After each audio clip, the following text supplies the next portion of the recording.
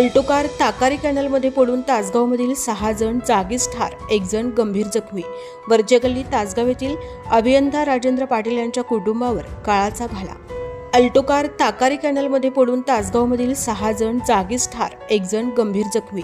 वर्जेगल्ली तासगाव येथील अभियंता राजेंद्र पाटील यांच्या कुटुंबावर काळाचा घाला।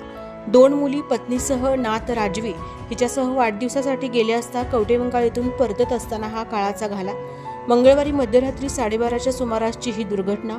तासगाव मणेराजुरी राज्य महामार्गावर भरधाव वेगाने तासगावकडे जाणारी अल्टो कार SS मंगल कार्यालयाजवळ ताकारी कॅनलमध्ये पडून ही दुर्घटना घडली आहे। तासगावमधील एकाच कुटुंबातील 6 जण जागीच ठार झाले। हा भीषण अपघात मंगळवारी रात्री 12:30 ते 1:30च्या दरम्यान झाला असल्याचे समजते। जखमी मुलगी रात्रभर गाडीत बसून रस्त्यावर कोणीही मदतीला नसल्याने मदतीपासून वंचित राहिली। सकाळी 6:30 वाजता ही दुर्घटना उघडकीस आली।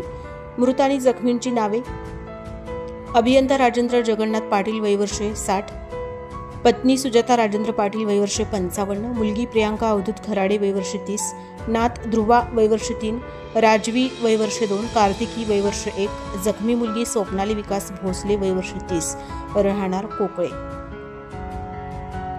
SK news Marathi, Tasgaon, Sangli.